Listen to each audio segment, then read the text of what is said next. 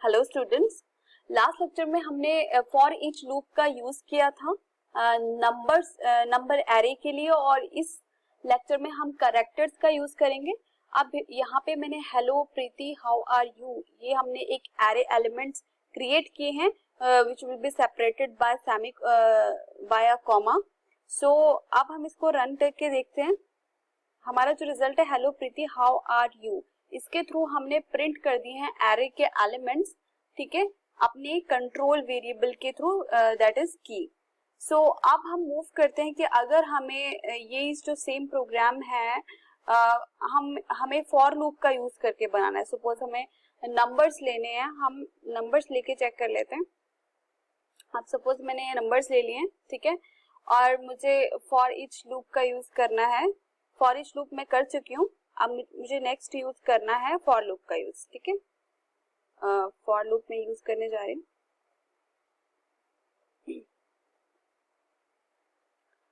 सो आपको पता है फॉर लूप कैसे क्रिएट करते हैं। फॉर लूप एक सिंपल, बहुत ही सबसे इजीएस्ट लूप मैं इसको कंसीडर करती हूँ। आपने कोई भी एक वेरिएबल ले लिया है, जो ये आपने आई लिया है ये आपका इंडेक्स वेरिएबल हो गया ना, इस केस में आपका ये इंडेक्स वेरिएबल है। सो $i मैं इसको कहाँ तक चलाऊंगी, जितने नंबर ऑफ एलिमेंट्स होंगे। तो 1 2 3 4 5 एलिमेंट्स है हमारे पास, 0 से शुरू कर रहे हैं तो ये 4 तक चलना चाहिए, ठीक है। अब $i प्लस प्लस, ओके, ये हमारा एरे हो गया कंप्लीट। अब हम इसको प्रिंट करवाएंगे और हमारे एरे का नाम है नंबर। सो हम यहाँ पे नंबर एरे ही यूज करेंगे। सो अब हम इसे की नहीं यूज करना, क्योंकि इस फॉर लूप के केस में कंट्रोल वेरिएबल नहीं होता, ठीक है। इसमें हम सबस्क्रिप्ट एरे का यूज करते हैं, तो हमें वही एरे यूज करना है और यहाँ पे हमें इंडेक्स की वैल्यू देनी। तो इस तरह से हम ये एरे एक्सेस कर सकते हैं। अब हम रन करके देखेंगे तो हमें 10 to 50 जो नंबर्स हैं वो प्रिंट हो जाएंगे हमारे एरे के एलिमेंट्स। तो इस तरह से हम फॉर लूप का यूज कर सकते हैं प्रिंट करने के लिए। आप चाहो तो व्हाइल लूप भी यूज कर सकते हो। अगर आप फॉर लूप की जगह व्हाइल लूप यूज करना चाहते हो तो व्हाइल लूप भी यूज कर सकते हो आप, ठीक है। आपको जो एरे एलिमेंट्स अगर आपको प्रिंट कराने हैं, ये मैं आपको असाइनमेंट देती हूँ। ये आपका असाइनमेंट है कि आपको व्हाइल लूप से इंप्लीमेंट करना है, क्योंकि ये इतना टफ नहीं है। ये आपका असाइनमेंट है, आपने प्रिंट करके दिखाना है मुझे व्हाइल लूप से। और लूप अंटिल लूप का भी आप यूज कर सकते हो if you want to implement it, okay. So अब हम नेक्स्ट मूव करते हैं। एरे हमारा हो गया टोटल कंप्लीट। हम पर्ल के मल्टी डायमेंशनल एरे की बात कर लेते हैं। मल्टी डायमेंशनल एरे हमने नहीं किया। अगर हमें एरे में मल्टी डायमेंशनल एरे इंप्लीमेंट करना है तो एक मैट्रिक्स फॉर्म होता है, ठीक है। मैट्रिक्स फॉर्म होता है और हम मोर देन 1 डायमेंशंस में भी यहाँ काम करते हैं। मल्टी डायमेंशनल मीन्स हमारे 2 डायमेंशनल, हमारे 3 डायमेंशनल। तो इस तरह से हम जितने मर्जी डायमेंशंस क्रिएट कर सकते हैं, ठीक है। Multi-dimensional array is represented in the form of rows and column, और this combination is also called matrix, ठीक है।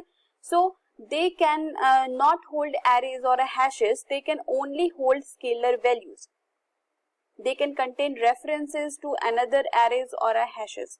So हम यही बोल सकते हैं कि हमें स्केलर वैल्यू की तरह ही हमने हर एलिमेंट को रिप्रेजेंट करना है यहाँ पे। सो हम एक प्रोग्राम इससे इंप्लीमेंट कर लेते हैं। अगर हम इसे हम ये प्रोग्राम क्रिएट करते हैं। सबसे पहले हम मल्टी डायमेंशनल एरे बना रहे हैं, मल्टी डायमेंशनल एरे, ओके। सो हम एक एरे क्रिएट करते हैं ARR से, ठीक है। अब आप इसमें वैल्यूज सेट कर लो। आप चाहे तो आप यहाँ सबस्क्रिप्ट में भी वैल्यूज दे सकते हो, जैसे 1, 2, 3, ओके। फिर हम इसको कॉमा से सेपरेट कर सकते हैं। नेक्स्ट हमारे पास आ जाता है 4, 5, 6 and the next one separated by comma. So ये हो जाएगा 7, 8, 9, ओके। सो सपोज मुझे ये एरे इंप्लीमेंट करना है और ये था इसका क्लोजिंग पोर्शन। तो ये हमारा एरे हो गया कंप्लीट। अब हम यहाँ पे यूज करेंगे फॉर लूप। तो हमें इस तरह का मैट्रिक्स हमें आउटपुट में चाहिए जो हमने एरे के अंदर स्टोर किया है। अब हम इसे कोई भी वेरिएबल बना लेते हैं, जैसे आई, हम जीरो, जो हमारा जो वन एलिमेंट है वो 0 0 पे स्टोर होगा। तो ये हमारे हो गए 3 कॉलम्स एंड ये हो गए हमारे 3 रोज। तो हमने 3x3 2 डायमेंशनल एरे है, हमारा जो 2D एरे है वो 3 क्रॉस 3 का हमारा जो है एरे क्रिएट हुआ है। तो हमें वही इंप्लीमेंट करना है। एरे एलिमेंट इंडेक्स होगा हमारा 0 से, तो 0 0 पे हमारे पास वैल्यू स्टोर है 1, 0 1 पे हमारे पास वैल्यू स्टोर है 2 एंड हमारे पास 0 1 1 0 पे हमारे पास वैल्यू है स्टोर 4। ठीक है, तो इस तरह से हमें इंप्लीमेंट करना है। सो $i इसको हमें कहाँ तक चलाना होगा, जितने नंबर ऑफ रोज है हमारे पास रोज कितनी है, 3 रोज है हमारे पास, 1 2 3, तो हम यहाँ पे 3 रोज दे देंगे। अब हमें ये 2 तक चलाना है क्योंकि हमारा इंडेक्स शुरू हो रहा है 0 से। सो i प्लस प्लस, तो सिमिलरली हमें ये हमने रोज के लिए लूप बनाया है, अब हम कॉलम्स के लिए लूप बना रहे हैं। तो हम $j ले लेते हैं, उसको हम 0 से इनिशियलाइज कर रहे हैं। $j हमें कहाँ तक चलाना है, लेस देन 3 तक। $j less than equals to $j plus plus plus. Okay, so अब हम प्रिंट करते हैं अपना मैट्रिक्स। तो मैट्रिक्स प्रिंट करने के लिए आपको $arr अपना एरे लेना होगा और आपने सबस्क्रिप्ट में ये वैल्यूज दे देनी है। ओके, सो इस तरह से आप एरे एक्सेस कर सकते हो। अब ये हमारा हो गया प्रोग्राम कंप्लीट। अब इसमें मुझे, क्योंकि अगर मैं यहाँ पे नेक्स्ट लाइन नहीं दूंगी तो ये एक ही सीरीज में हो जाएंगे एंटर। मुझे 1 2 3 के बाद नेक्स्ट लाइन चाहिए, 4 5 6 के बाद नेक्स्ट लाइन चाहिए, इसलिए मुझे यहाँ पे /n, यहाँ पे जो न्यू लाइन जो करेक्टर है वो प्लेस करना पड़ेगा। तो इस तरह से हमारा ये प्रोग्राम हो गया रेडी। हम इसको रन करके देखते हैं। आप यहाँ देख सकते हो 1 2 3 4 5 6 7 8 9, तो इसमें आपके पास ये मैट्रिक्स हो गया प्रिंट। ठीक है, तो इसमें क्या होगा कि हमारे पास हर वैल्यू के बाद ये चेंजेस हो जाएंगे। ठीक है, सो आप अगर ये जो इसमें जो व्यू आ रहा है, जब हम यहाँ पे व्यू देखते हैं F5 के थ्रू हम व्यू देखते हैं, एक मिनट गाइस, अगर आप ये चाहते हो, जैसे मैं यहाँ पे आपको रन करके दिखाती हूँ, यहाँ पे 1 2 3 4 5 6 और 7 8 हमारा मैट्रिक्स बहुत कंजेस्टेड है। अगर आप इसमें स्पेसिंग ऐड करना चाहते हो, अगर आप कॉलम वाइज स्पेसिंग ऐड करना चाहते हो, तो आप यहाँ पे कंकैटिनेशन ऑपरेटर का यूज कर आप यहाँ पे एक स्पेस ऐड कर सकते हो। ठीक है, और यहाँ पे आप रो वाइज अगर स्पेसेस ऐड करना चाहते हो तो आप यहाँ पे स्पेसिंग ऐड कर सकते हो। तो इस तरह से आप देख सकते हो, जो यहाँ पे आपको मैट्रिक्स अब क्लियरली दिख रहा है। ठीक है, तो आप इस तरह से मैट्रिसेस इंप्लीमेंट कर सकते हो यूजिंग मल्टी डायमेंशनल एरे। ठीक है, तो अब हम नेक्स्ट मूव करते हैं। आप चाहे तो करेक्टेड मल्टी डायमेंशनल एरे भी क्रिएट कर सकते हैं। ठीक है, नेक्स्ट हम यूज करते हैं कि हमें पर्ल में स्ट्रिंग्स का यूज कैसे करना है। पर्ल स्ट्रिंग की बात करते हैं। Strings are an essential part of the Perl language and they are the scalar variables. String are also scalar variables, so they start with the $sign and a string can be defined within a single quote or a double quotes. तो हमें पता है कि हमें हमेशा हम ऐसे ही करते आए हैं, जो स्ट्रिंग्स है उनको हम सिंगल कोट से डिफाइन करते हैं क्या है, और हम डबल कोट्स का भी यूज कर सकते हैं, और क्योंकि स्केलर वेरिएबल्स है इसीलिए हमें $sign का यूज करना है। तो नेक्स्ट हम मूव करते हैं स्ट्रिंग। हमारे पास स्ट्रिंग के कुछ ऑपरेटर्स हैं, तो वो कौन सा है, एक है कॉन्कैटिनेशन ऑपरेटर, एक है रिपीटिशन ऑपरेटर। मैंने आपको रिपीटिशन ऑपरेटर और कॉन्कैटिनेशन ऑपरेटर के बारे में पहले भी बताया था कि हम क्यों यूज करते हैं और कैसे यूज करते हैं। एक बार और इसका ओवरव्यू ले लेते हैं कि हमें कॉन्कैटिनेशन ऑपरेटर और स्ट्रिंग रिपीटिशन ऑपरेटर कैसे परफॉर्म करना है। ठीक है, तो अगर आपके पास सपोज हम कॉन्कैटिनेशन ऑपरेटर की बात कर रहे हैं,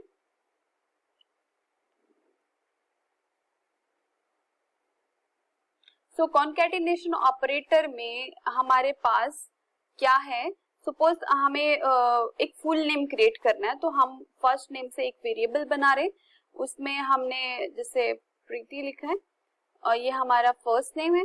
उसके बाद हमने लास्ट नेम से हम एक वेरिएबल क्रिएट कर रहे हैं, उसमें मैंने भट्ट लिख दिया।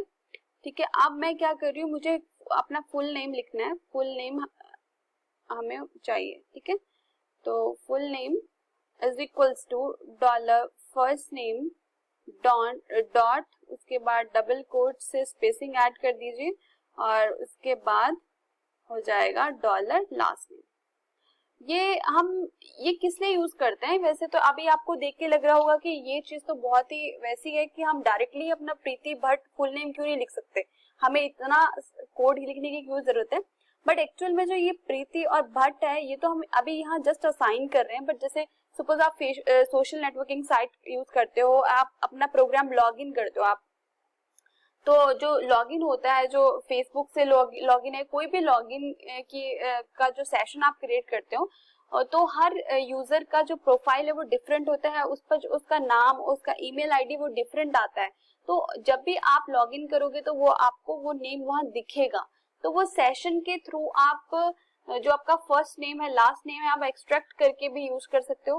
कभी कभी सपोज आपको सिर्फ फर्स्ट नेम ही शो करना है तो आप ये एक्सट्रैक्टेड फॉर्म का आपको यूज करना पड़ता है, तो उस केस में हम यूज कर सकते हैं इसको। तो अगर आपको ये प्रिंट करना है, प्रिंट फुल नेम, तो आप ऐसे प्रिंट कर सकते हो अपना रिजल्ट।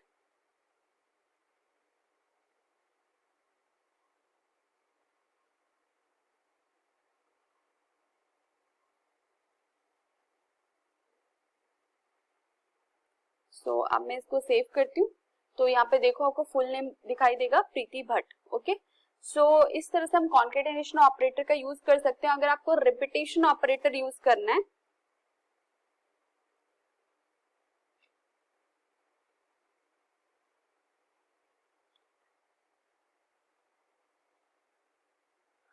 अगर आपको रिपीटेशन का यूज करना है, रिपीटेशन वेरिएबल का यूज करना है, तो आप कैसे ऑपरेटर का यूज करोगे? सपोज मैं एक टेक्स्ट ले लेती हूँ, मैं कोई भी टेक्स्ट ले रही हूँ, यहाँ पे वेरिएबल ले रही हूँ।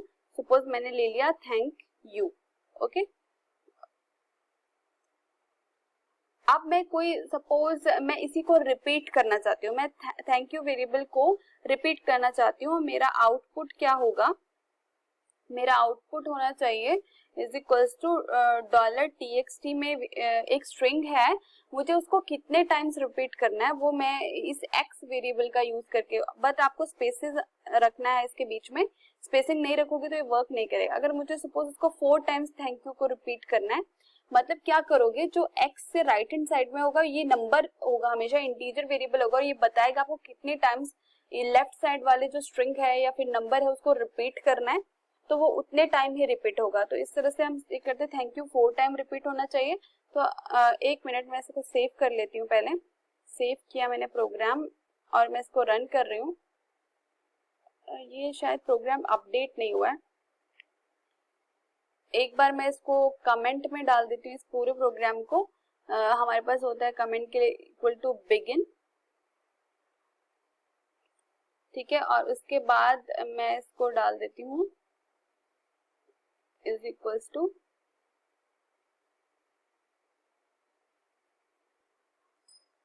ये हो जाएगा कट। ओके, मैं इसको सेव कर रही हूँ और रन कर रही हूँ।